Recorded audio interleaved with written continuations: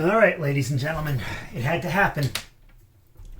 We just started the trig unit. We talked about angles last time, and now we go into trig. And I understand the apprehension. I understand that the memories of memorizing the charts and everything. So I hope that by re-examining trigonometry and discussing it from a more derived and built-up perspective, you'll appreciate it a little more. So here we go. Before discussing trigonometry in the context of functions and analysis, before we actually get into the nitty-gritty, it's important to examine the underlying concepts that were developed using right triangles, back what you did in Algebra 1 and 8th grade.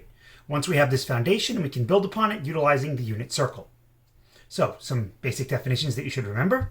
If an acute angle A in a right triangle has a measurement of theta, then the sine of theta, written as sin theta, is the ratio of the measurement of the side opposite angle A, it should be actually angle theta, to the measurement of the hypotenuse. Similarly, the cosine is the ratio of the measurement of the side adjacent to the angle theta to the measurement of the hypotenuse, and tangent is the ratio of the measurement of the opposite side relative to the adjacent side. You might remember this as SOHCAHTOA, which is not a math word, it's not even a word. This is one of those mnemonics. Just like PEMDAS is not a word. It's really the concept of order of operations. SOHCAHTOA is not really a word. It's just a mnemonic device that we use to help us remember these definitions. So this is just a nice little trick to do that. So here's what we're going to do. We're going to draw a right triangle ABC with acute angles capital A and capital B. There's my triangle, right triangle. Let's see, with triangle ABC. So we'll do this, and the acute angles are A and B. So there we go. Let A and B be the measurement of the sides opposite angles A and B. So this is angle A, so this is little a, this is angle B, so this is little b. And let H be the measurement of the hypotenuse. Here we go. Let angle A, and remember this is angle A, and this is angle B, have a measurement of theta radians. So here's theta. Find the values of sine theta, cosine theta, and tan theta in terms of A and B. Now I purposely drew the triangle like this because you're not used to it. You kind of like to have the angle down here. But the point is that this doesn't matter. Sine theta is just A, opposite, over hypotenuse. Cosine theta is adjacent, B, over hypotenuse. And tan theta is opposite over adjacent. So this should all be a review to you. If you don't like that triangle, then we can always redraw it so that this is A, this is B, and this is C. This is A, this is B, and then the measurements are still the same. Sine theta is still A over H, cosine theta is still B over H, and tan theta is still A over B. So the mnemonic device used to remember these definitions is, of course, SOHCAHTOA, where the S, C, and T represent the three ratios, sine, cosine, theta. O, A, and H represent opposite, adjacent, and hypotenuse. Those are the sides. Please note that SOHCAHTOA is not a math term. Again, it is not. Just like foil is not a math term. Foil is what you wrap meat in to keep it fresh in the refrigerator. Foil is also what you might wear on your head if you think that aliens are talking to you. Unless they actually are, in which case, power to you. Once we have these definitions, we can apply them to scenarios where the restrictions on the angle measurements no longer apply. Note that the restrictions on these, an acute angle A, an acute angle A, an acute angle A. Oh, how do you like that? These should still be, in fact, A's. Theta was the measurement, so we can leave that as A. Whoops. Well, wouldn't be a Cetron video without a mistake, but I fixed it. Once we have these definitions, we can apply the scenarios to all sorts of angles, not just acute angles. So note that the angles whose measurement is theta are just acute angles. But we can extend those definitions, because right now we can only define sine, cosine, and theta for numbers between 0, or measurements between 0 degrees and 90 degrees. We can't have a triangle with an angle of 0 degrees, and we can't have a triangle where one of the non-right angles is also a right angle. That's not a triangle. Neither is that a triangle. So here we go. A couple of definitions. 1. The unit circle is the circle of radius 1 that is centered at the origin. In other words, it is the unit circle represented by the equation x squared plus y squared equals 1. You remember from geometry, the h and the k are both 0, so the center is 0. This is r squared, which is 1, so r is 1. R can't be -1. We don't deal with negative radii, at least in the coordinates plane. So we're going to draw a unit circle on a set of axes. So here is my unit circle. That's a pretty good circle, maybe. We're going to draw a radius of the unit circle in the first quadrant. Okay, I'm sure you've seen this picture before. And label its measurements appropriately. Okay, so what does that mean? Well, since this is the unit circle, this has a radius of 1. Label the angle created by the radius and the positive x-axis theta. So there we go. In the diagram above, let S be the circular displacement of the arc intercepted by theta, where theta is the central angle. So this would be the measurement S. It's not a 5, that's an S. And this should look familiar because this is what we did on Friday. Let S represent the length of the intercepted arc and allow S to be positive if it is obtained going counterclockwise and negative if it is obtained going clockwise. So if I started at this point and I went down, I would be negative S. Since we tend to start here at our positive x-axis point that intersects the unit circle, this S would be positive because we're going around this way. If instead I drew it in the fourth quadrant, my S would be negative. So what? Use your knowledge of arc length to determine a relationship between S and theta in the unit circle. Well, you already know it. SOR, S equals theta times R, but in the unit circle, R is 1. So S is simply equal to theta. And that is the key. Right there. Using this relationship, the intercepted arc of the unit circle has the same measurement, the same length as the number of radians in the angle. We can extend the definitions of sine, cosine, and tangent. Note that in an acute angle, our theta would be limited to values between 0 and 90 degrees, or between 0 and pi over 2 radians. But if I make this observation, I can simply say, well, those acute angles are just the angles that intercept arcs in the first quadrant. We could now, for example, choose an angle larger than 90 degrees. And how can we define that? Well, it's simple. Instead of dealing with that angle theta, we'll just deal with this arc length S. Or I could choose a point in the third quadrant. And then S would be between pi radians and 3 pi over 2 radians. Or in the fourth quadrant, between 3 pi over 2 radians and 2 pi radians. Or I could continue and go completely around and then stay in the first quadrant again, in which case my theta would be larger than 2 pi radians. Or we could even have a negative theta, just by going clockwise. So if I'm in the fourth quadrant and I'm going clockwise, my theta would be between 0 and negative pi over 2. Our values of theta have now expanded. Instead of simply being between 0 and pi over 2, they can be any real number. Because starting from this point, I can cover any distance. I might have to go around the circle a bunch of times, but I can. And I can cover any negative number by simply covering that same distance in the opposite direction. So let us define the circular functions sine S and cosine S. So once again, and you need to get used to this, we're going to be drawing our handy-dandy unit circle.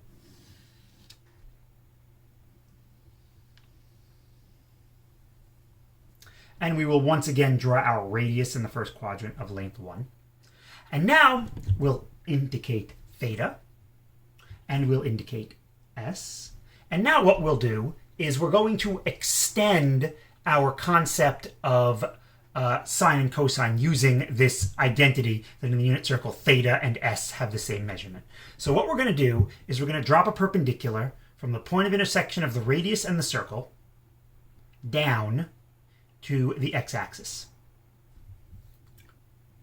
And so now this point that is the intersection of the radius and the circle has coordinates x, comma, y, where x squared plus y squared equals 1. Because again, we are on the unit circle.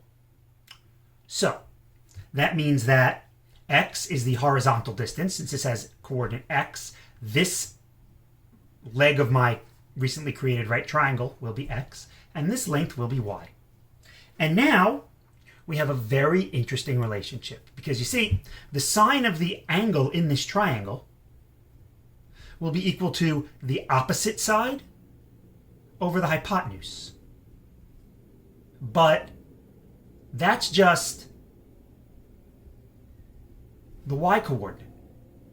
And the cosine will be equal to the adjacent side over the hypotenuse. But that's just the x-coordinate. And now this only works in the first quadrant. If I try and draw a triangle in the second quadrant, well, you already see, just from this little mimic that I'm doing, it's not a right triangle. But what we can do is we can make the following observation.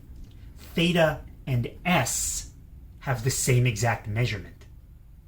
Which means even though I can't extend theta in the right triangle, I can extend s into the second quadrant.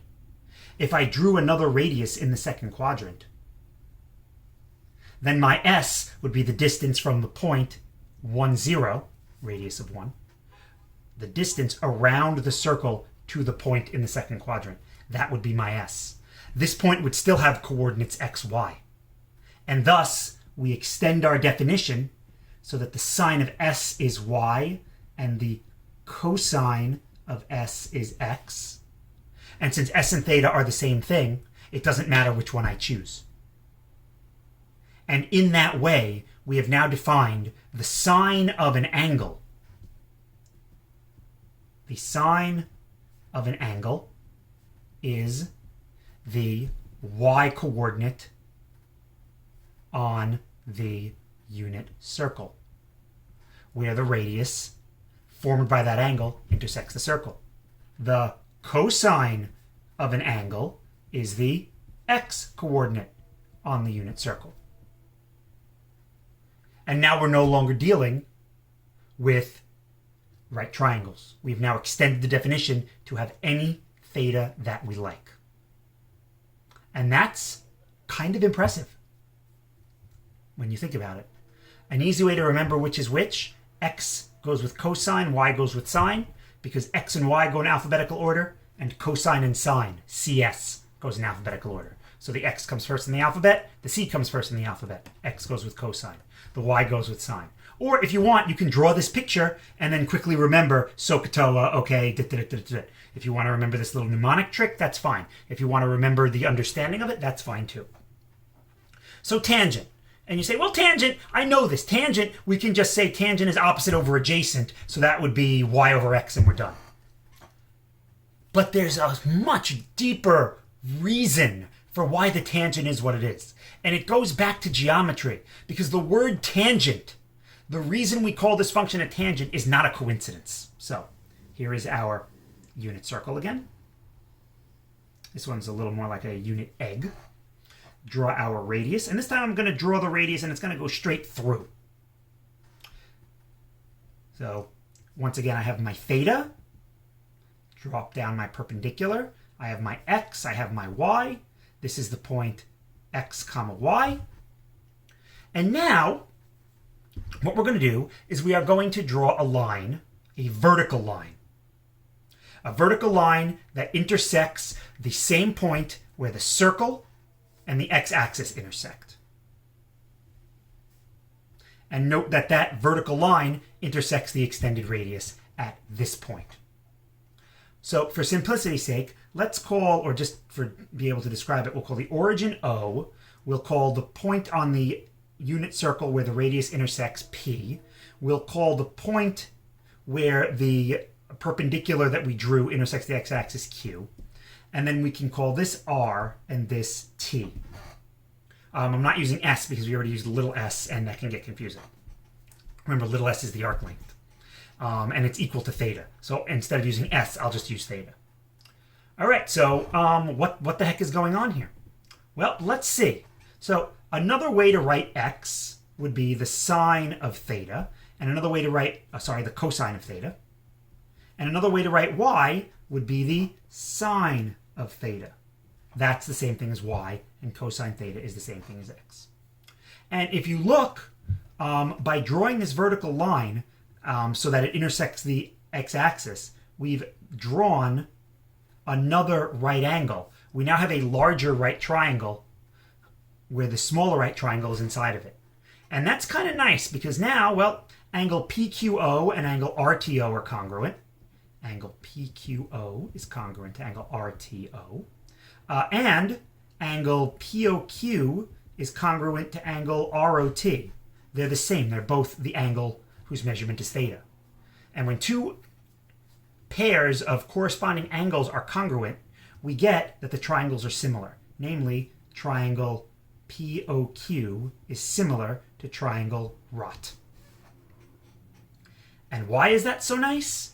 That's so nice because similar triangles have sides whose measurements are in proportion to each other. In other words, side PQ relative to side QO, the measurements anyway, would be equal to side RT relative to TO. Well, let's do a little bit of measuring of these things after all. So let's see. PQ has a measurement of y, or sine theta. So PQ is sine theta. QO has a measurement of x, or cosine theta. RT, well, I don't know what RT is, so I'm just going to leave that for now. But TO is the distance from the origin to the point on the circle. So this is a radius of the circle. And since this is a unit circle, that does have measurement 1.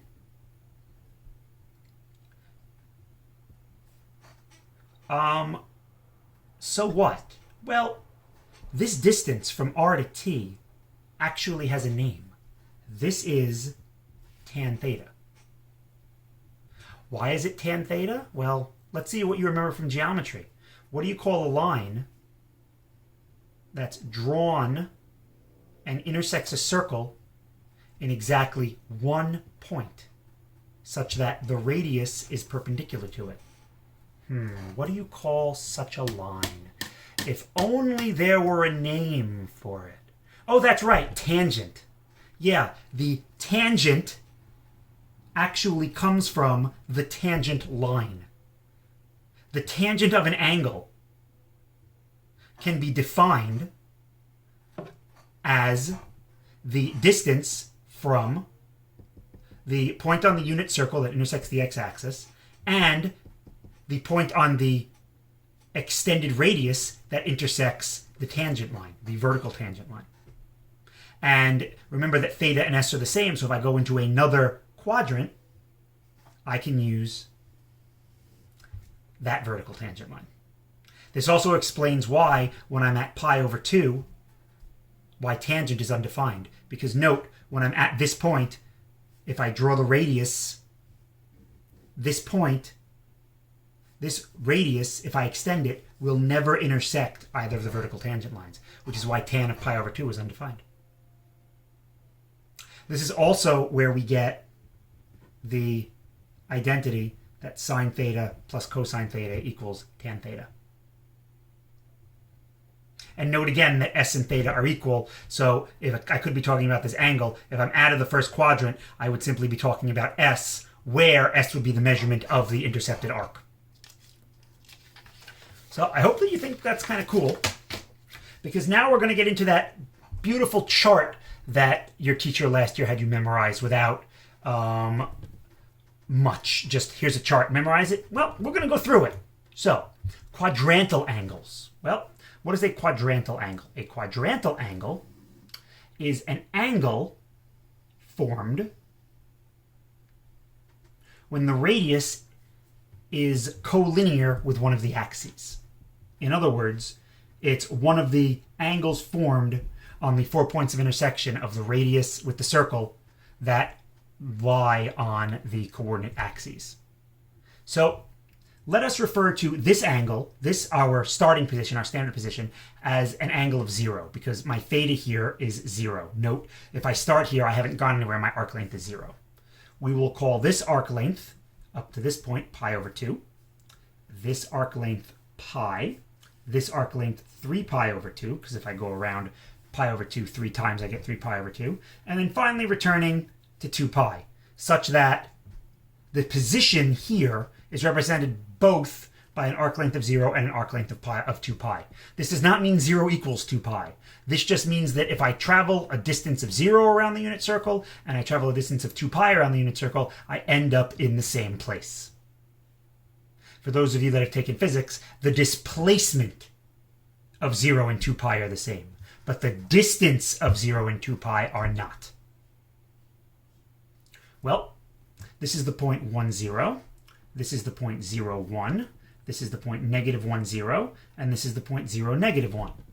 And now we can, if we so desire, can make a nice little chart. Theta, cosine, sine, tangent. So when theta is 0, I'm at this point here. And if you remember, the cosine of theta is just the x-coordinate. The sine of theta is just the y-coordinate. And the tangent would be the measure of the vertical segment. Well, there is no vertical segment here, because if I connect the radius to the tangent line, that has a value of 0. The other way you can look at it is that tangent is sine over cosine, and 0 divided by 1 is 0. And really, I should put the thetas here, because otherwise, tan is what you get at the beach, sin is what you do when you misbehave, and cos is the reason you give your parents where they tell you, no, it's not cos. It's cause I said so, not cause you said so.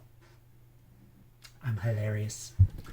When theta is pi over 2, the x-coordinate is 0, the y-coordinate is 1, and the tangent is undefined, because 1 divided by 0 is undefined, and also because this radius will never intersect a vertical tangent line.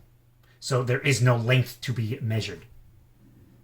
When theta is pi, I am at the point -1, 0, where once again the tangent will be 0. I would use this vertical line instead, and my segment would have a value of 0, or 0 divided by -1 is 0. For 3 pi over 2, well, you guessed it, 0, -1, undefined. And then for 2 pi, it's the same exact values as 0, because we're in the same position, 1, 0, 0. There's one of the charts you had to memorize last year. I think it's easier to quickly draw a unit circle. This way you don't have to remember any of that. You know what the points are here with the unit circle. You know that cosine is x and sine is y. This takes all of 10 seconds, if even, to draw. Boom, you're done. What about the special angles? The ones that aren't quadrantal, like pi over 4. Well, once again, we'll draw a unit circle, a unit potato, and this time we will draw our radius such that the angle, central angle, has a radian measure of pi over 4, or 45 degrees, if you will. This is my point P. There is my perpendicular drawn down. Remember, this is the unit circle, so it has a radius of 1. So I need to figure out what the x and y coordinates are. Now, if you remember from geometry, if you have a right triangle where one of the angles is 45 degrees, the other has to be 45 degrees. Or in this case, if one of your angles is pi over 4, your other angle has to be pi over 4, which means we are dealing with an isosceles right triangle. And that means that both of these sides are the same, which means we can solve for them using the Pythagorean theorem. A squared plus a squared is 1 squared.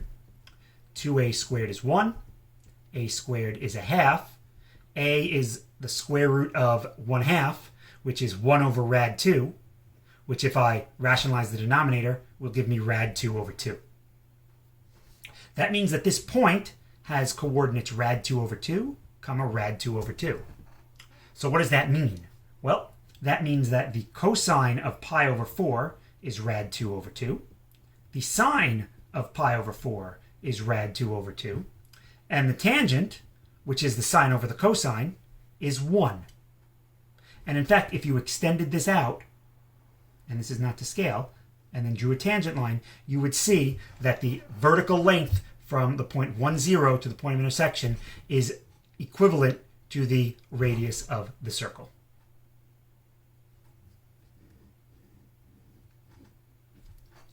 Pi over 3 and pi over 6 are related. And they are related for the following reason. I'm going to draw 2 unit circles here. 1, 2. Pi over 3 is 60 degrees. Pi over 6 is 30 degrees. However, this is a point P, X, Y. This is a different point P, X, Y. Radius of 1, radius of 1. If this angle in here is pi over 6, or 30 degrees, 30 and 90, this other angle has to be pi over 3, or 60 degrees. And that means if this angle is pi over 3, this angle is pi over 6. Which means whatever the x value is here, the x coordinate is on this, it's going to be the same as the y coordinate on this. So the question is, how do we find these? And the answer is, we consider an equilateral triangle where all sides measure 1. The beautiful thing about an equilateral triangle, and this is only true of an equilateral triangle, is if I draw a perpendicular from the vertex to the opposite side, this perpendicular is the altitude, since I drew it perpendicular. But, because this is an equilateral triangle, this is also the bisector, which means that this side now has a length of 1/2. This is, each angle has a measure of 60 degrees, or pi over 3. And this is also an angle bisector, which means that each of these will be 30 degrees, or pi over 6. And not only does it bisect the other side perpendicularly, it's also the median. So another reason why this would be bisected. So all of these things. And now if you note, what we're left with here is we are now left with a triangle whose sides are 1, 1/2, and then the height. Pi over 3, pi over 6, and we don't know the height. And once again, the Pythagorean theorem comes to the rescue. B squared plus 1/2 squared equals 1 squared. B squared plus 1/4 equals 1. B squared equals 3/4. That means B equals rad 3 over 2. That's the height of this pi over 3. Well, that means, based upon this, if this is 1 and this angle is pi over 3, then when my central angle is pi over 3, the x value will be 1/2, and the y value will be rad 3 over 2. And thus, since this is the same triangle, only rotated and reflected, here the x coordinate will be rad 3 over 2, and the y coordinate will be 1/2, which means the cosine of pi over 3 is the x coordinate 1/2. The sine of pi over 3, the y coordinate, is rad 3 over 2, and the tangent of pi over 3 is the sine divided by the cosine, which is rad 3. Similarly, the cosine of pi over 6 is the x coordinate, that is rad 3 over 2. The sine of pi over 6 is 1/2, and the tangent of pi over 6 will be the sine divided by the cosine, which is 1 over rad 3, or more familiar to you, rad 3 over 3. And thus we get all of the special angles where you had that big chart of.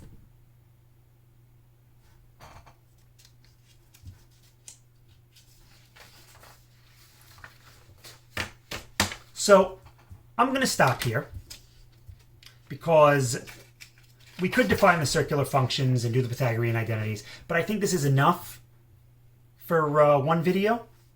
We'll finish this on Wednesday. I know that many of you currently have APs and stuff to study for, so I'm not going to assign too much work. You've got the video to watch, and you've got a couple of problems I'm going to give you in the textbook, and that's it. So this video gets the Cetron seal of approval. Thank you for watching.